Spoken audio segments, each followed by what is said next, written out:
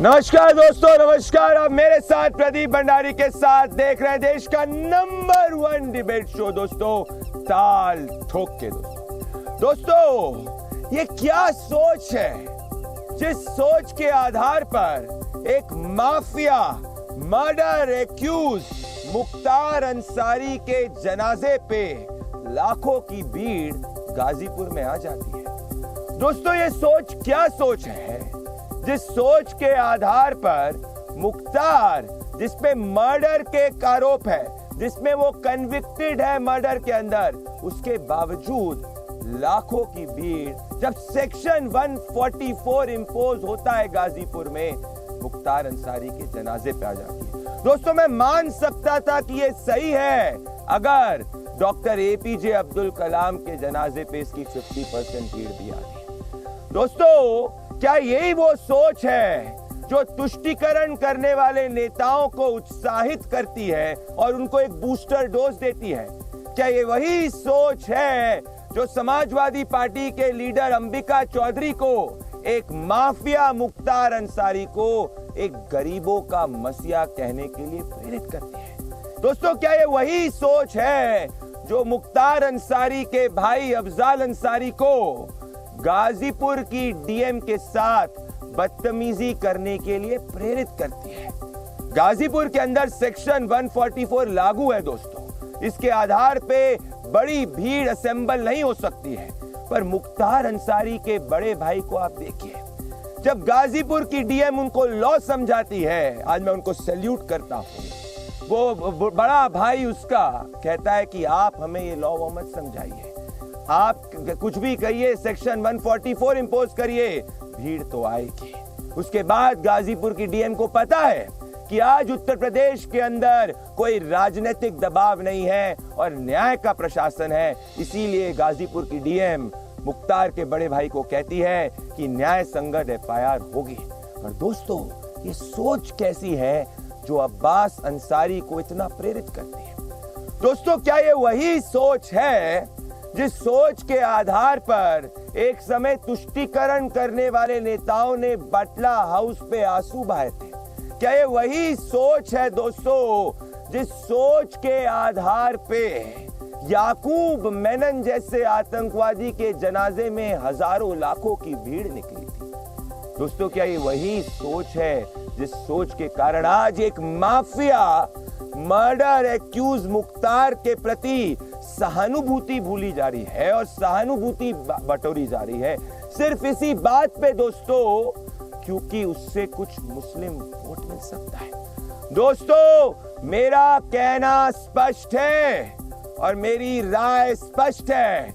मुख्तार अंसारी एक माफिया है, ना कि मर्डर माफिया है, ना कि गरीबों का मसीहा। मुख्तार अंसारी एक मर्डर एक्यूज्ड है, ना कि कोई हीरो। और आज इसीलिए ये जो पूरे जनाजे पे भीड़ आई है, ये सोच को चैलेंज करना जरूरी है कि एक माफिया मर्डर एक्यूज्ड को क्यों एक हीरो बनाने की कोशिश की जा रही है, क्यों ये तुष्टीकरण वाले नेता उस पे वोट बटोर रहे हैं। देखिए ताल ठोक के किए एक्सक्लूसिव रिपोर्ट।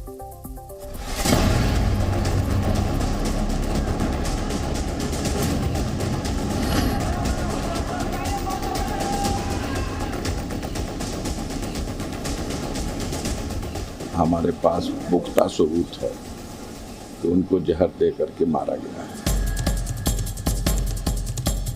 राजनीति का सवाल नहीं है, एक गरीबों का एक मसीहा इस गली से आज जा रहा है। आम जनता तो इसे मान रही है कि बिल्कुल मनमानी करके, साजिश करके दुर्दांत अपराधी को बचाने के लिए इनकी हत्या की। वो गरीबों का रॉबिनहुड था, 5 बार का विधायक था, जेल में रहते हुए जनता ने उसको विधायक बनाया। पट्टी देने के लिए अपने धार्मिक प्रयोजन के लिए किसी परमिशन की जरूरत नहीं है। जिन गरीबों की उन्होंने मदद किया है वो मसीहा मानते हैं। वो तो संदेह के घेरे में है। संदिग्ध तो है, जात की मांग होना चाहिए। मुख्तार अंसारी जैसा बर्बर दुर्दांत आतंकवादी मर जाता है और तुम भड़काने की कोशिश कर रहे हो मुस्लिम समाज को। आरोप लग रहे हैं, उस आरोपों को सरकार को जरूर ध्यान देना चाहिए और उसकी पूरी बाकायदे जांच करानी चाहिए। विस्तृत जांच होगी, जो भी दोषी अगर कोई पाया जाता है उस पर कार्रवाई होगी।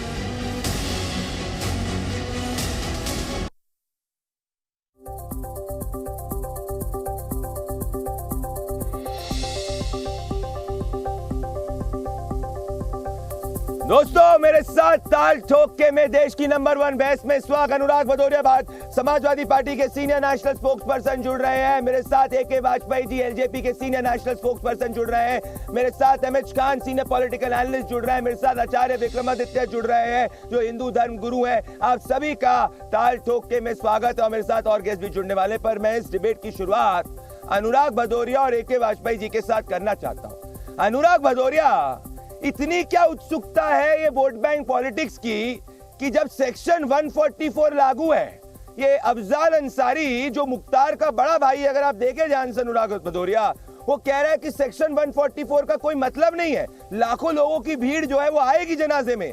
आपके प्रशासन के वक्त ऐसा सही होता था, पर क्या अनुराग भदौरिया आप इसको जस्टिफाई करेंगे और आप ये सहानुभूति बटोरने की क्यों कोशिश कर रहे हैं? इसके बलबूते कुछ मुस्लिम वोट मिल जाएगा, समझ में आता है, पर आज आप देश के सामने क्या मैसेज दे रहे हैं कि एक मर्डर एक्यूज जो एक कांग्रेस लीडर के बड़े भाई के उसमें कन्विक्टेड है मर्डर में, जिसको लाइफ इम्प्रिजनमेंट है, जिसको 60 से ज्यादा केसेस है, जिसमें 10 से ज्यादा मर्डर के केसेस है, जिसमें 8 से ज्यादा कन्विक्शन है, उसको आज आप सहानुभूति बटोरने की कोशिश कर रहे हैं। अनुराग भदौरिया, देश आपसे सवाल पूछ रहा है। देखिए, सवाल यह है कि बार बार आप मुस्लिम शब्दों का इस्तेमाल कर रहे हैं। ये किसने आपसे कह दिया कि मुस्लिम वोट बटोरने के लिए बात हो रही है या हिंदुस्तानी की बात हो रही है?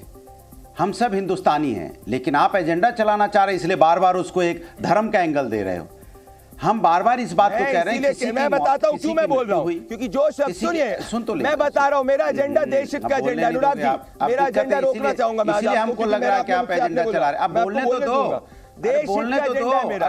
मैं बता रहा हूँ, हाँ, मैं देश हित का एजेंडा चला रहा हूँ, मैं देश हित का एजेंडा चला रहा हूँ। बता रहा हूँ क्यों?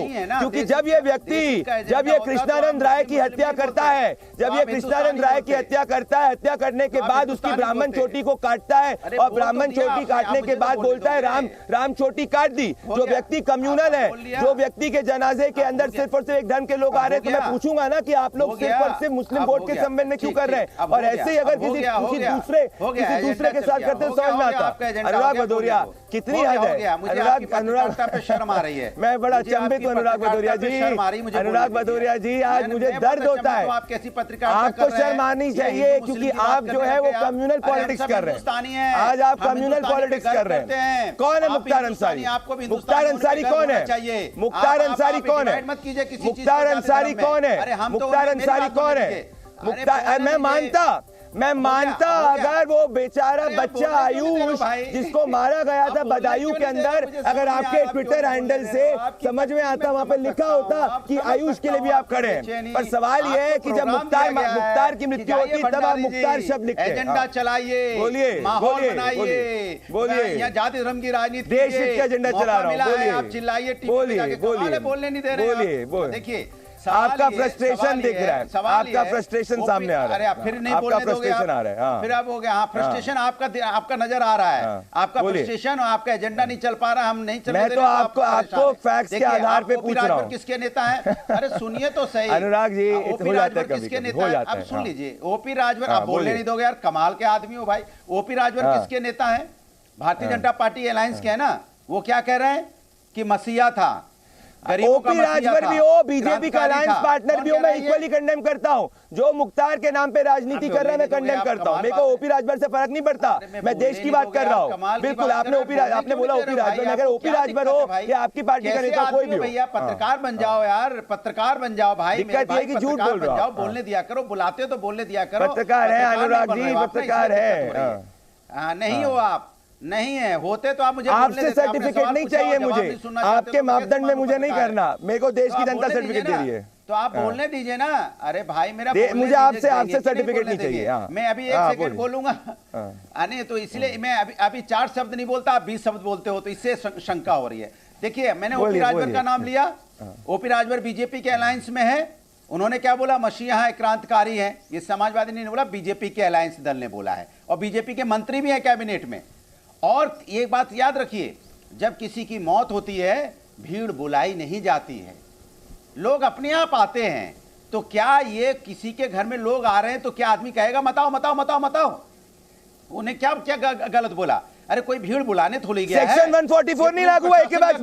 एके वाजपेयी किसी आदमी जी, अनुराग भदौरिया के शब्दों की आप शब्द को समझिए। अरे भैया, नहीं, पार्टी तो जानी जाती है ना, बात मानवता की है। पार्टी और ये तो जाने जाते हैं इस बात के लिए। साथ तो कृष्णानंद राय जी के परिवार के साथ अन्याय हुआ है।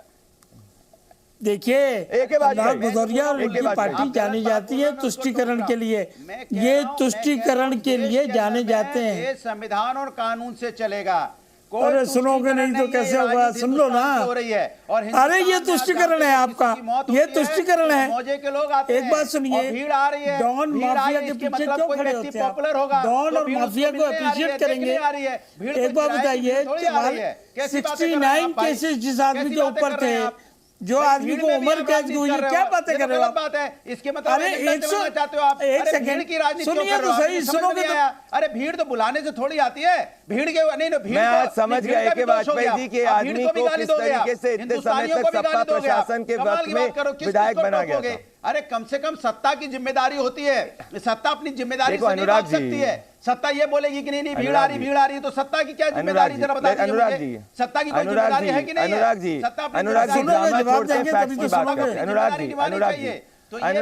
भीड़ जब मैं आज अनुराग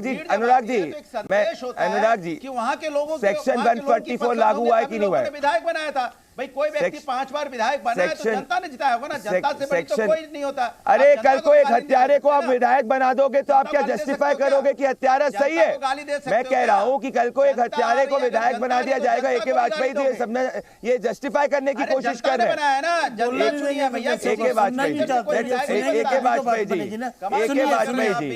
अनुराग जी सुनिए, आज हम नहीं रहे हैं क्योंकि इनके पास तथ्य नहीं है। आज ये इनके पास तथ्य नहीं है। सुनते नहीं हो?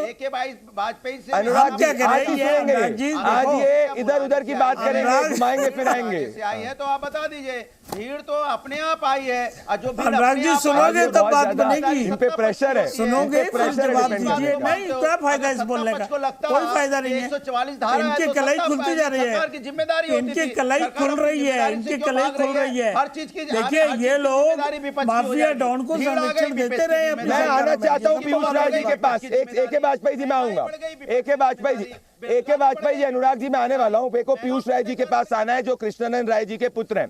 पीयूष राय जी, मैं पीयूष राय जी के पास आना चाहता हूं। पीयूष राय जी, मेरा सवाल यही है कि क्या आपको नहीं लग रहा कि मुख्तार जो एक मर्डर एक्यूज्ड है, माफिया डॉन है, 60 से ज्यादा केसेस है।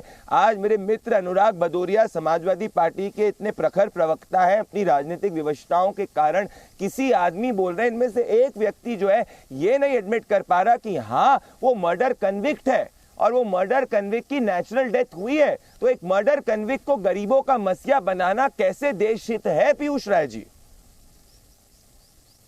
देखिए, वो ये चीज स्वीकार इसलिए नहीं कर सकते क्योंकि मुझे ये लगता है क्योंकि उनको वोट बैंक की राजनीति में उनका वोट चाहिए, और मुख्तार अंसारी और उनका परिवार एक वोट बैंक की राजनीति में एक बहुत बढ़िया साधन था समाजवादी पार्टी और बसपा के लिए और कांग्रेस के लिए वोट बैंक की राजनीति में वोट खींचने के लिए। आज मैं अनुराग भदौरिया की भी बात नहीं कहूंगा, मैं अजय राय जिनके भाई की हत्या में मुख्तार को आजीवन कारावास थी, जो कांग्रेस के प्रदेश अध्यक्ष हैं उत्तर प्रदेश के, वो तक नहीं कुछ कह पा रहे हैं। मैं इसी चीज का मैं मानता हूं कि दलगत राजनीति अपनी अपनी जगह पे सबकी होनी चाहिए, लेकिन जो अपराधी है, जो समाज का एक हानिकारक तत्व है, जो समाज का अराजक तत्व है, उसके खिलाफ बोलने में हमें आपको संकोच नहीं होने चाहिए। मैंने कई लोगों के बयान पढ़े, किसी ने मसीहा कहा, किसी ने उसको देवता कहा, लेकिन मैं एक चीज आपको बता दूं कि मसीहा और देवता के यहाँ केवल एक ही वर्ग के लोग नहीं पहुंचते हैं।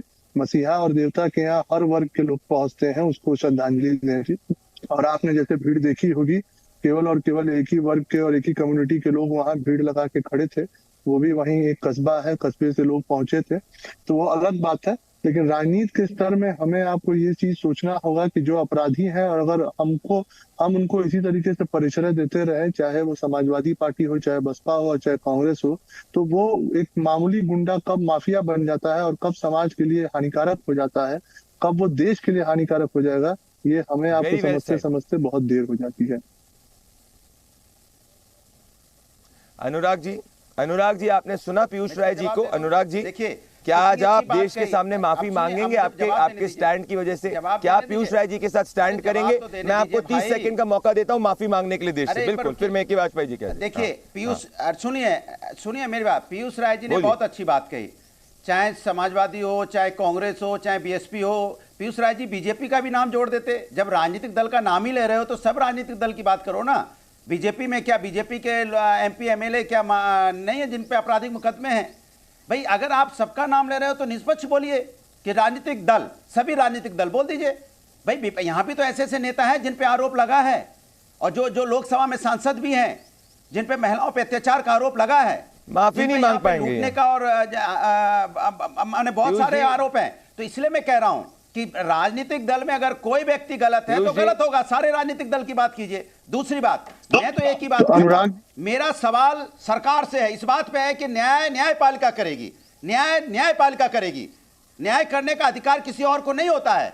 न्यायपालिका ने ही उसको कन्विक्ट किया, न्यायपालिका ने ही उसको 8 बार कन्विक्ट किया। और अनुराग जी आज कम पढ़ाई लिखाई करके आए शायद से। आप पोस्टमार्टम रिपोर्ट आ चुकी है, उस पोस्टमार्टम रिपोर्ट के अंदर 9:50 पे 9:50 पे हार्ट अटैक हुआ है, ये भी कंफर्म हो गया। पीयूष राय जी के ऊपर पर्सनल अटैक मत करिए, आप अपना फ्रस्ट्रेशन मेरे पे निकालिए, अपने मेरे पे निकालिए, कोई सुनिए। पीयूष जी, ये आपके पीयूष जी जवाब दे रहे। विवेक तिवारी को क्यों मारी गई थी? देखिए, मैं एक बात अनुराग जी से जरूर कहूंगा कि किसी अपराधी के, किसी भी व्यक्ति के ऊपर मुकदमा होना एक अलग बात होता है, और किसी व्यक्ति के कन्विक्शन हो जाना, और वो भी मर्डर, अपहरण जैसे केसों में कन्विक्शन हो जाना एक अलग बात है। मुख्तार अंसारी कन्विक्टेड माफिया है। तो आपने कहा भारतीय जनता पार्टी के, मैं बस कह दूं, आपने कहा भारतीय जनता पार्टी के लोगों का आपने नाम नहीं लिया। आप उठा के किसी का भी देख लीजिए, अखिलेश यादव जी ने जो बयान दिया है, श्री मुख्तार अंसारी जी, इस तरीके का बयान आखिर किस समाज में लोगों को दिया जाता है? आप वो किस तरीके के जी हैं? क्या चुनाव का समर आया है तो मुख्तार अंसारी जिस कम्युनिटी से बिलोंग करते हैं उस वोट बैंक के लिए आप माने मुख्तार अंसारी को मसीहा ठहराने लगेंगे? उनके किए हुए कार्यों को आप बताने लगेंगे कि उन्होंने कितने बड़े अच्छे काम किए हैं? राजनीतिक जीवन में अनुराग जी भी हैं, हम लोग भी हैं। राजनीतिक जीवन में हम सब गरीबों की मदद करते हैं, क्योंकि राजनीति और सामाजिक जीवन की ये धारणा है कि जो सक्षम व्यक्ति होता है वो अपने से गरीब व्यक्ति के, अपने से जो असक्षम व्यक्ति होता है उसकी मदद करता है, चाहे उसके आर्थिक रूप से चाहे सामाजिक रूप से। लेकिन ये कहाँ से हो जाएगा कि हम और आप निकल के समाज में घूम घूम कहें कि मैंने इसकी मदद की, मैं उसकी मदद की, और अपने आप को हम लोग रॉबिन हुड कहने लगे? अरे समाज आप ये नहीं देखता है कि आपने इतने व्हाट्सएप आ रहे पीयूष जी, अभी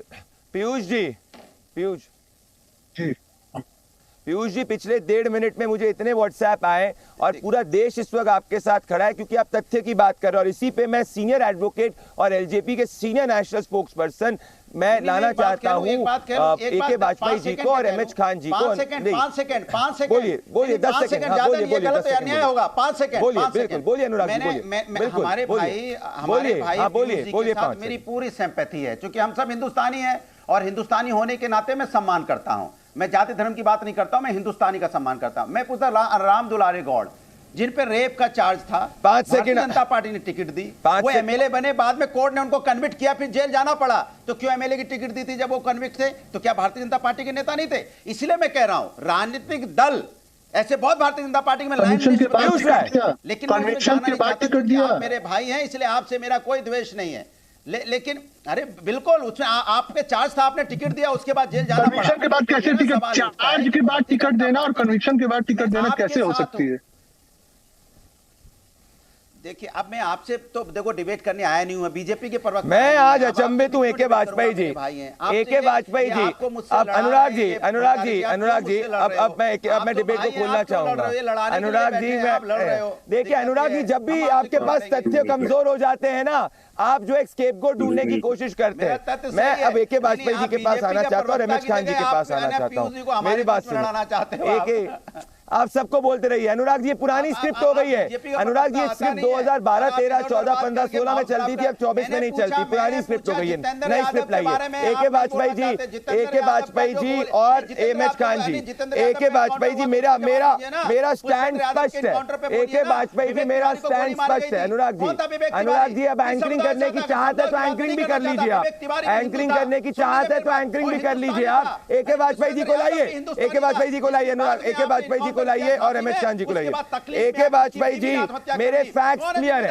एक केस नहीं, 2 केस नहीं, 3 केस नहीं, 4 केस नहीं। अनुराग जी को कम करिए। 4 केस नहीं, 5 केस नहीं, 6 केस नहीं, 7 नहीं, 60 से ज्यादा केसेस, 60 से ज्यादा cases. Point number 1। Point number 2 ये है कि वाजपेयी जी, कि आपको अच्छी तरीके से फोटो याद है जब मऊ के दंगे हुए थे। मऊ के दंगे में ए.के. वाजपेयी जी किस तरीके से ये व्यक्ति जो है वो बंदूक लेके खुलेआम घूम रहा था और सरकार इसको संरक्षण दे रही थी। ए.के. वाजपेयी जी, गाजीपुर में 144 लागू हुई थी। अनुराग जी को कम करिए। 144 सेक्शन 144 लागू हुई थी गाजीपुर के अंदर। अगर सेक्शन 144 लागू नहीं होती तो जितने लोग आए कोई इशू नहीं है। ये लॉ का ये तस्वीरें आप देखिए, ये तस्वीरें आप देखिए और क्या मैसेज समाज में दे रहे हैं। यही मैसेज समाज में दिया गया था जब याकूब मेनन जैसे टेररिस्ट के जनाजे के अंदर भी हजारों लोग आए थे और यही पूरे जो गैंग है वो उसको जस्टिफाई कर रहा था फ्रीडम ऑफ एक्सप्रेशन के नाम पे। मैं सोच को क्वेश्चन कर रहा हूं। ए.के. वाजपेयी जी, ए.के. वाजपेयी जी और एम.एच. खान जी आएंगे। पहले ए.के. वाजपेयी जी। देखिए ऐसा है प्रदीप जी कि ये जो नज़ारा दिख रहा है हमको, ये 144 इम्पोज है और कोड ऑफ कंडक्ट भी लगा हुआ है। और ये जो लोग आए हैं जनाजे में, ये खाली उनकी सिंपैथी में नहीं आए हैं, उनके गैंग के लोग भी हैं। और गैंग के लोग नहीं, हथियारों के साथ भी लोग होंगे। इसलिए ये पुलिस का दायित्व तो बन जाता है कि वो लॉ एंड ऑर्डर को मेंटेन रखे, नंबर 1। नंबर 2, अनुराग की पार्टी तो जानी जाती है इस चीज़ के लिए, तुष्टिकरण के लिए ये किसी हद तक जाएंगे। याद करिए जब इनकी यूपी में सरकार थी अखिलेश बाबू की, तो इन्होंने एक भेदभाव कितना तगड़ा किया था कि कब्रिस्तान की बाउंड्री के लिए तो पैसे दिए थे और शमशान की बाउंड्री के लिए नहीं दिए थे। मौलवियों को, जो मौलवी होते हैं मस्जिदों में, उनको तनख्वाह बांध दी थी, हमारे पुजारियों को तो तनख्वाह नहीं बांधी। तो ये तो जाने जाते इस चीज़। और उसी के चक्कर में, तुष्टिकरण के चक्कर में जो अखिलेश बाबू की ट्वीट आई है, क्या लिखा है, श्री मुख्तार अंसारी साहब, वाह भाई वाह। और इन्हीं की टोन पे तेजस्वी यादव की भी आई है। माफिया डॉन थे मुख्तार अंसारी, ये तो सबको मालूम है। 69 मुकदमे, 69 मुकदमे हत्या के, किडनैपिंग के। मैं आचार्य विक्रमादित्य के पास आने वाला हूं, आदिल हसन के पास मैं आऊंगा, पर पहले मैं एम.एच. खान जी के पास आना चाहता हूं। अभी तक डिबेट में उनको इंट्रोड्यूस नहीं किया। Exactly A K. वाजपेयी जी, मेरा पॉइंट यही है। मेरा पॉइंट ये है कि वो कन्विक्टेड है, उस पर चार्जेस नहीं चल रहे थे, ओपन प्रूफ है, हत्याकांड का मुख्य आरोपी जिसमें कन्विक्शन हो चुका है। एम.एच. खान जी, क्या ये सही नहीं है? क्या ये आपको लगता नहीं है जो मैं कह रहा हूं इस वक्त सही है कि सेक्शन 144 इम्पोज है, परिवार जो है वो जा सकता था, इतने सारे लोगों को लाना, उसके ऊपर उसका बड़ा भाई जो है वो डीएम को धमकाने की कोशिश कर रहा है। आपका सेक्शन 144 अपनी तरफ, हम जितने लोग आएंगे वो आएंगे। यही सोच है शायद जिसके कारण उत्तर प्रदेश के अंदर ये माफियाओं का दबदबा रहता था। एम.एच. खान जी। नहीं प्रदीप जी, जरा आप मुझे बताइए, अब वाजपेयी जी तो हमारे बड़े भाई हैं, बड़े वरिष्ठ हैं, क्या बात कर रहे हैं? किसी के जनाजे में 144 लगता है, किसी की मृत्यु हो जाए उसके साथ जाने के लिए 144 लगता है। ये तमाशा नहीं तो और क्या है? जब उत्तर प्रदेश के मुख्यमंत्री जब कहते हैं हनुमान जी दलित थे, हनुमान जी आदिवासी थे, अली हमारे हैं, तुम्हारे हैं, बजरंगबली हमारे हैं, तब वाजपेयी जी का मुंह नहीं खुलता था। एम.एच. जी 10 सेकंड आपको फैक्चुअली करेक्ट करूंगा, वो आपको एक्चुअली करेंगे, 10 सेकंड फैक्चुअली आपको करेक्ट करना चाहूंगा। वो आदमी किसी नहीं है, वो आदमी किसी नहीं है, वो माफिया है, वो हत्यारा है, ये स्पष्ट हो जाए, वो किसी नहीं है। बस ये मैं कहना चाहता हूँ। इसलिए मैं नहीं कह रहा कोर्ट ने कहा है लाइफ इम्प्रिजनमेंट। कांग्रेस के प्रदेश अध्यक्ष के भाई के हत्या के केस में उसको कन्विक्शन मिला है, उम्र कैद। बोलिए। कमाल करते हैं आप भंडारी जी, आपको आज क्या हो गया है? आज आप कैसी बातें कर रहे हैं? आज तो बहुत अच्छे कर रहे हैं, आप इस तरह की बातें कर रहे हैं। मरने के बाद किसी की अर्थी में शामिल होना 142 144 लगाया जाता है कहीं, इस पर निंदा होनी चाहिए। अरे वो बेईमान था, कतली था, गुंडा था, बदमाश था, सारी सजाएं उसको मिल गई, लेकिन हम मरने के बाद वो क्या हाथ हिला सकता है? मरने के बाद क्या वो गोली चला सकता है? मरने के बाद क्या वो कोई एक्शन ले सकता है? गरीबों का वाजपेयी जी था, ये सही बात कही जा रही है। ए.के. वाजपेयी जी नहीं खान साहब ऐसा नहीं है, इसका दूसरा पहलू देखिए खान साहब, इसका दूसरा पहलू देखना पड़ेगा आपको। मुख्तार अंसारी के मरने के बाद उनका गैंग के सदस्य तो एज इट इज है ना। तो एक मजार, अरे सुनिए ना खान साहब, सुनिए लेकिन आपको नहीं सुनिए तो सही, आप पहले सुनोगे नहीं, आज आप सुन नहीं रहे हो। आप दूसरा पहलू सुनना पड़ेगा आपको, दूसरा पहलू। नहीं, मैं बिल्कुल निष्पक्ष बात रखूंगा। खान साहब आपको सुनना पड़ेगा, आपको सुनना पड़ेगा। देखिए ये मामला जो है ये कानून का भी मामला है, रूल ऑफ द लॉ का मामला है। अगर भीड़ नियंत्रित हो जाएगी, भीड़ में दंगे की सूरत बनेगी तो क्या होगा उसका? अरे क्या बात कर रहे हो आप? कोड ऑफ कंडक्ट भी लागू है, कोड ऑफ कंडक्ट भी लागू है, ये भी ध्यान रखना होगा आपको। अरे क्या बात कर रहे हैं आप? आप क्या बात कर रहे हैं? आप समझ नहीं रहे हो, चीजों को नहीं समझ रहे आप। सब उस मिट्टी में आए हैं। अरे नहीं, सवाल हिंदू मुसलमान का सवाल नहीं है, सवाल कानून का है। देखिए व्यवस्था, कानून की व्यवस्था बनाना सरकार का काम है, प्रशासन का काम है। मैं मोरालिटी पे सवाल उठा रहा हूँ, मैं आज मोरालिटी पे सवाल उठा रहा हूँ। मैं कह रहा हूँ, दर्शकों को मैं कह रहा हूँ, आज मेरे दो मित्र एम.एच. खान जी और अनुराग भदौरिया जी को मेरा सत्य जो है वो कटु है, वो सत्य सही नहीं लग रहा है, पर सत्य को मैं बोलूंगा क्योंकि मैं जनता के लिए बोल रहा हूं, भले इससे किसी को सही लगे या नहीं लगे। तथ्य क्या है और सत्य क्या है, मैं आदिल हसन को और विक्रमादित्य जी को लाना चाहता हूं। आदिल हसन जी, तथ्य ये है कि कांग्रेस पार्टी, अनुराग भदौरिया जी की अलायंस पार्टनर कांग्रेस पार्टी के प्रदेश अध्यक्ष के बड़े भाई के हत्या के केस में ये आदमी कन्विक्टेड है, जिसके अंदर कांग्रेस प्रदेश अध्यक्ष ने खुद ने आई विटनेस का काम किया था। ये मैं कुकड अप स्टोरी नहीं कर रहा। व्हाट अबाउटरी, इधर की बात उधर की बात करना छोड़िए। जो व्यक्ति है वो एक हत्या का एक्यूज्ड है, उसको मासूम मत प्रदर्शित करिए, जैसे बुरहान वानी को प्रदर्शित किया था, जैसे एक समय पे जाके याकूब मेनन को प्रदर्शित किया था। माफिया, मर्डर एक्यूज, हत्यारा, ये सब एक श्रेणी में आते हैं। ये समाज के आदर्श नहीं हो सकते। क्या आप बोलना चाहते हैं? मैं कांग्रेस का तो प्रवक्ता नहीं हूं, कांग्रेस की तरफ से मैं क्यों बोलूंगा? आप सवाल कीजिए, एमआईएम से क्या रिलेटेड सवाल कीजिए। कांग्रेस के प्रवक्ता, आपको तथ्य बोल रहा हूं। आपके लिए मुख्तार कौन है? आपके लिए मुख्तार कौन है? सुनिए, मैं साफ पहले तो वाजपेयी, आप बीच में नहीं बोलिएगा। मैंने आपके जो प्रोग्राम कोऑर्डिनेटर को भी बोल दिया था, बीच में नहीं बोलिएगा। मैं रोजे से हूँ, इसलिए मैं आपके बीच आया हूँ। मैं एक साफ बात, वाजपेयी जी जो बोले हैं, ये बात लोजपा के जो राष्ट्रीय अध्यक्ष चिराग पासवान जी को मैं बोलूंगा कि आप दिल्ली के जैसे लोगों को आप रखिएगा, इसलिए बिहार में लोजपा एक एमएलए नहीं और एक एमपी पे आप अटक गए थे। जो रामविलास जी सामाजिक न्याय की बात करते थे, जो रामविलास जी इंसानियत की, मानवता की बात करते थे, और ये ए.के. वाजपेयी जी जैसे दरबारी लोग को बैठा के लोजपा का जो क्या है, कैसी बातें कर रहे हो आप? ये दिल्ली जैसे दरबारियों को बैठाते हैं, लोजपा आज खत्म हो गई है। 144 की बात है। ए.के. वाजपेयी जैसे दरबारी प्रशासन का फर्ज है कि वो कानून व्यवस्था को बना के रखे। क्या बात कर रहे हो? टीवी पर आते हैं, टीवी पर आते हैं, इनकी वकालत नहीं चलती है। किसी प्रोफेशनल पॉलिटिकल आदमी को कीजिए। रामविलास पासवान जी के विचारधारा आदमी है। ये कानून व्यवस्था की बात करिए आप, कानून व्यवस्था की बातें करनी पड़ेंगी आपको।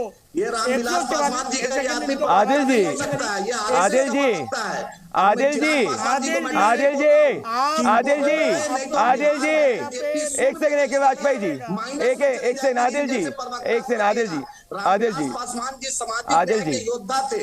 आदिल जी, लोगों पे पर्सनल कमेंट करना बंद करिए। कैरेक्टर सर्टिफिकेट आपसे जरूरत चाहिए नहीं मुझे।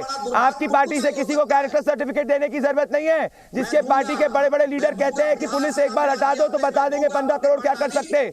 ये सब मत दीजिए, मोरालिटी का सर्टिफिकेट मत दीजिए, किसी को पर्सनल सर्टिफिकेट मत दीजिए। एक के बाद एक तथ्य बोलना शुरू करूंगा तो पता चल जाएगा। आप मुझे सीधा जवाब दीजिए, मुख्तार अंसारी एक हत्यारा था कि नहीं था? आदिल हसन जवाब दीजिए, मुख्तार अंसारी एक हत्यारा था कि नहीं था? आदिल हसन मुझे जवाब दीजिए कि क्या मुख्तार अंसारी एक हत्यारा था कि नहीं था?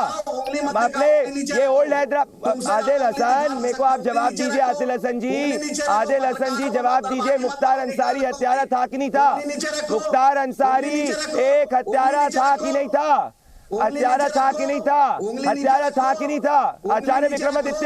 आचार्य विक्रमादित्य ये एक बार भी नहीं बोल सकते कि मुख्तार अंसारी एक हत्यारा था, एक हत्या का एक्यूज था।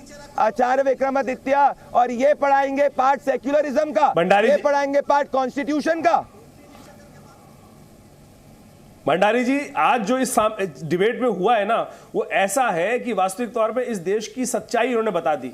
इन लोगों ने जो हिमायती बनकर बैठे हैं एक ऐसे दुदांत जघन्य अपराधी के, जिसने हत्याएं करी, जिसने दंगे कराए, ये सब पूरा देश जानता है। प्रश्न ही गलत किया जा रहा है। मैं कह रहा हूं इन लोगों से ये पूछें कि ये हिमायती बनकर बैठे क्यों हैं? दो देश के हित में जो कार्य किए हो, ऐसे आतताई ने, ऐसे आतंकी ने जो दो देश के हित के कार्य किए हो, वो बता दें जरा। ये डर है, खौफ है इस देश में मुसलमानों को आतंकवादी बनाने का जो कार्य किया जा रहा है ना, ये सारे के सारे हिमायती वहां बैठे हुए हैं, चाहे वो बुरहान बानी हो। मुझे बताइए, इस देश की सोच ऐसी है, कुछ नेताओं की सोच ऐसी है जो ओसामा को ओसामा जी कहते हैं, अंसारी को, मुख्तार अंसारी को अंसारी जी कहते हैं। ये वास्तविकता बताती है कि इस देश में ये वर्ग है जो इस देश के मुसलमानों को आतंकवादियों के साथ जोड़ता है, जो इस देश में मुसलमानों को, उस एक विशेष वर्ग को ऐसे जघन्य अपराधियों के साथ जोड़ने का प्रयास कर रहा है और समाज जुड़ रहा है। जैसे नेता बनाते हैं, वातावरण इन जैसे नेता बनाते हैं। बता दीजिए खान साहब बता दीजिए कौन से 4 काम ऐसे किए थे जो देश के हित में थे? कौन से 4 काम ऐसे किए थे मुख्तार अंसारी ने, आतंकवादी ने, जो देश के हित में थे, बच्चों को पालने वाले थे? आप बता दीजिए ना। आप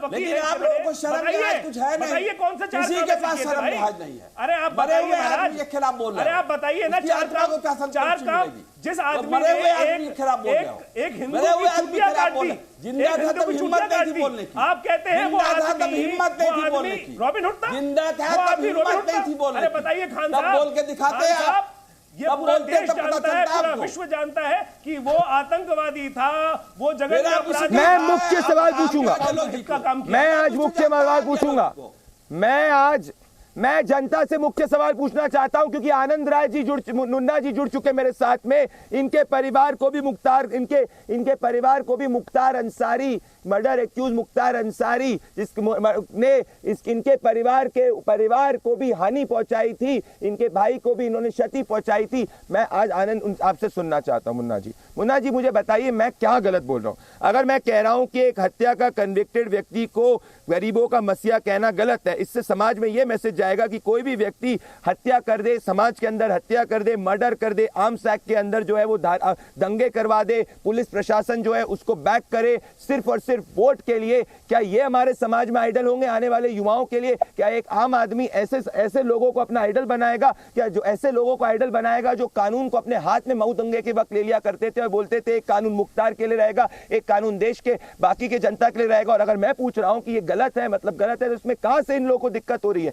मैं कह रहा हूं भैया, कोई भी आतंकवादी हो, कोई भी क्रिमिनल हो, किसी भी व्यक्ति में उसमें धर्म नहीं ढूंढ रहा, पर मैं सवाल पूछ रहा हूं कि जब मुख्तार अंसारी के शब्द पे ये लोग एक भी ट्वीट में नहीं कह सकते कि मुख्तार जो है वो मर्डर एक्यूज्ड है, मुख्तार जो है वो कांग्रेस प्रेसिडेंट के भाई के हत्या के अंदर कन्विक्टेड है, उसको बता रहे गरीबों का मसीहा। अरे कोई गरीबों का मसीहा हो, उसका ये मतलब है उसको हत्या करने का लाइसेंस दिया गया है? कोई गरीबों का मसीहा हो तो उसको ये लाइसेंस दिया गया है कि वो जाके आर्म्स एक्ट के अंदर LMG गन रखे? क्या ये हम समाज के सामने रख रहे हैं?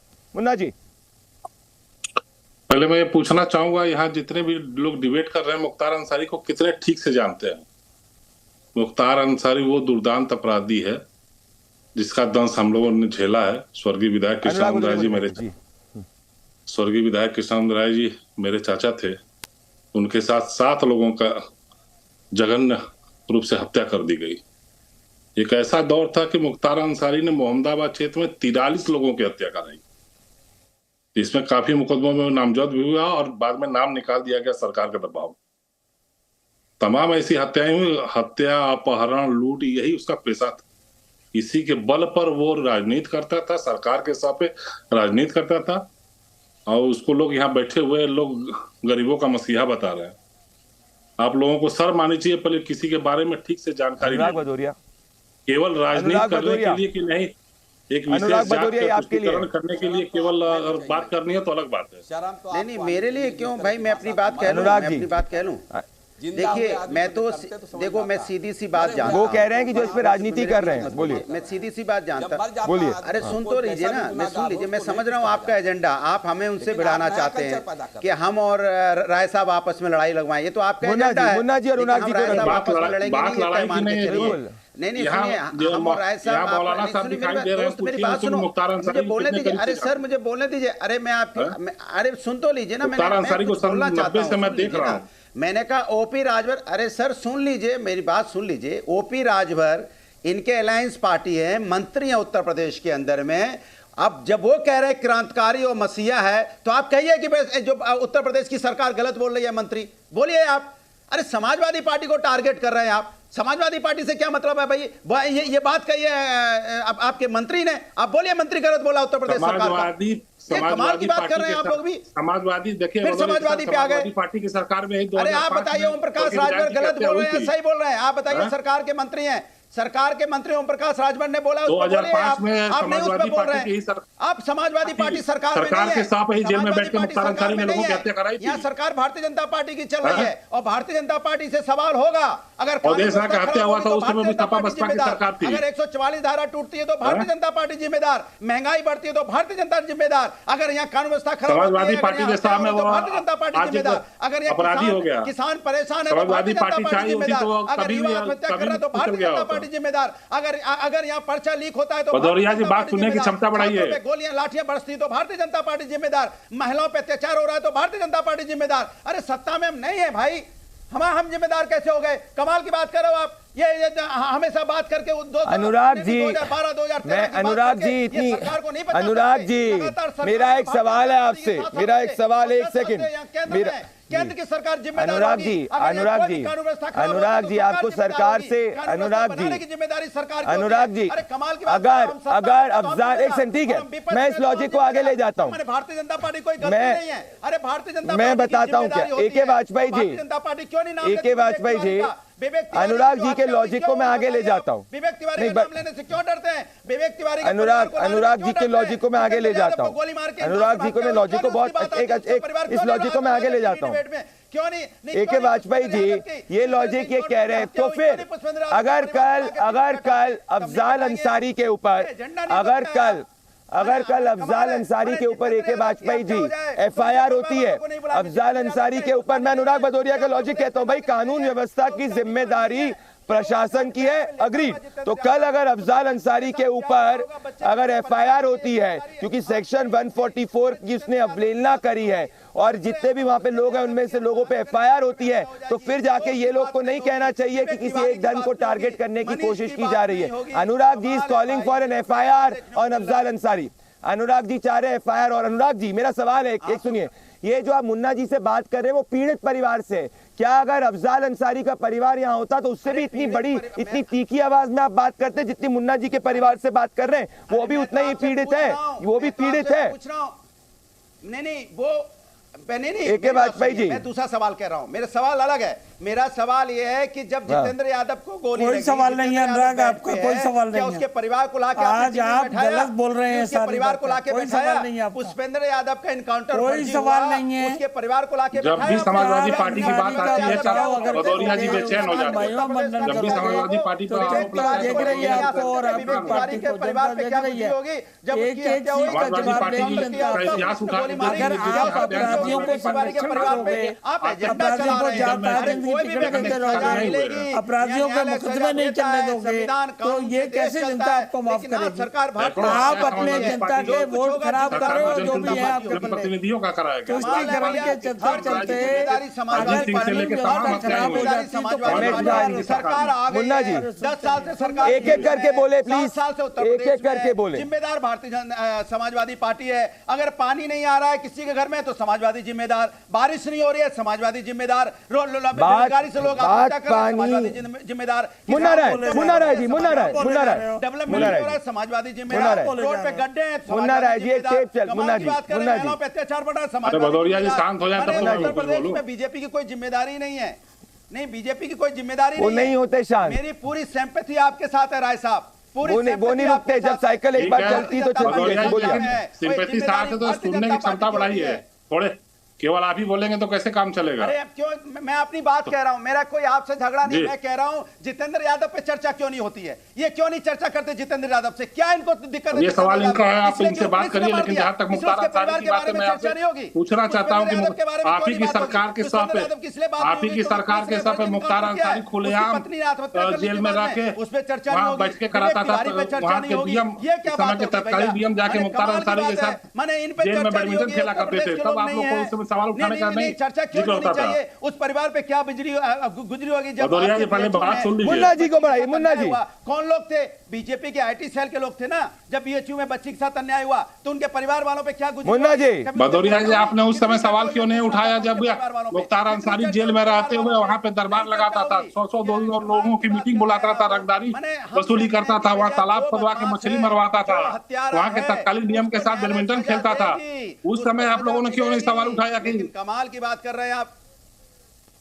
देखिए, मुख्तार अंसारी लास्ट 20 साल से जेल में है। भारतीय जनता पार्टी एक तारीख याद दिलाऊं मैं आपको मुन्ना जी, एक तारीख याद दिलाना चाहता हूं। एके वाजपेयी जी कोर्ट ने सजा दी थी, एक तारीख याद दिलाना चाहता हूं। एके वाजपेयी जी, एमएच खान जी और आचार्य विक्रमादित्य, आचार्य विक्रमादित्य एमएच खान जी, एक तारीख याद दिलाना चाहता हूँ। मई कानून है, कानून है। अब सुनिए तारीख याद, बिल्कुल।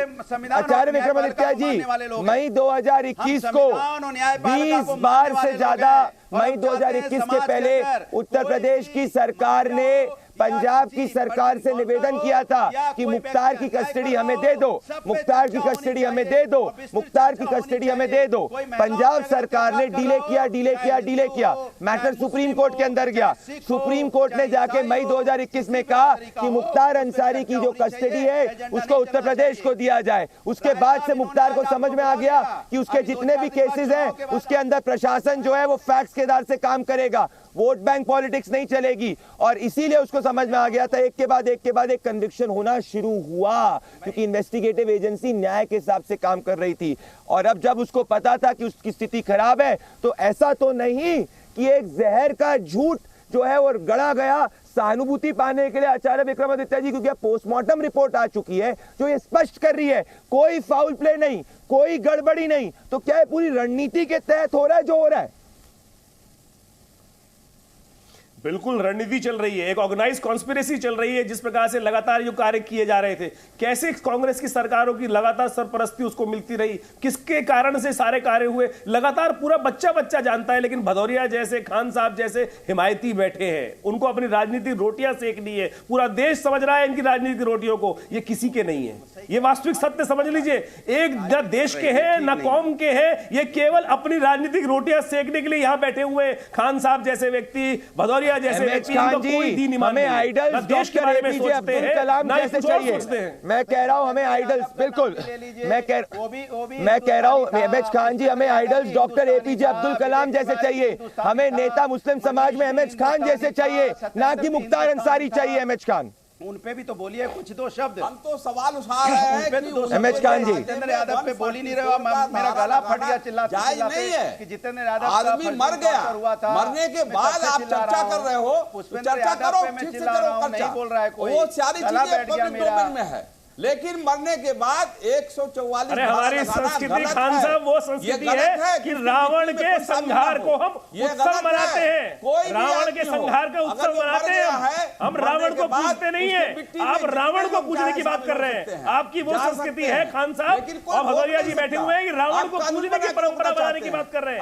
अरे रावण को के संहार का उत्सव मनाया जाता है, रावण के संहार का उत्सव मनाओ। यहाँ रावण के हिमायती बन के जो बैठे हुए हो, ये वास्तविक तौर पर नया जो खेल खेल रखा है आप लोगों ने, रावण के संहार। आज दोस्तों मेरे पास समय इतना ही था।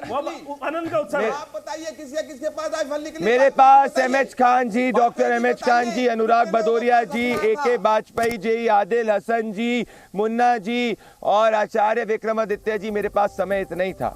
दोस्तों मैं आज सत्य की बात कर रहा हूं जैसे हर समय करता हूं। जब सत्य की बात होती है तो कुछ लोगों को सत्य चुभता है। मेरे लिए idol doctor APJ Abdul Kalam है। मेरे को 1% भी सिंपैथी नहीं है मुख्तार अंसारी और उसके परिवार के लिए। दोस्तों पूरे परिवार पे 30 से ज्यादा केसेस हैं, मुख्तार पे 60 से ज्यादा केसेस हैं, मर्डर में वो कन्विक्टेड है। और आप पूछिए क्या समाज के सामने हम एक हत्यारे को गरीबों का मसीहा कहते हुए उसको आदर्श बनाएंगे, या हम समाज के अंदर असली आदर्श हमारे heroes, freedom fighters, doctor APJ Kalam, तमाम लोगों को आइडल बनाएंगे?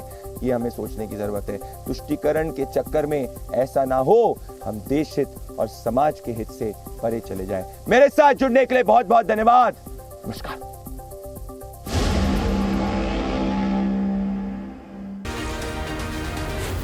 Zee News.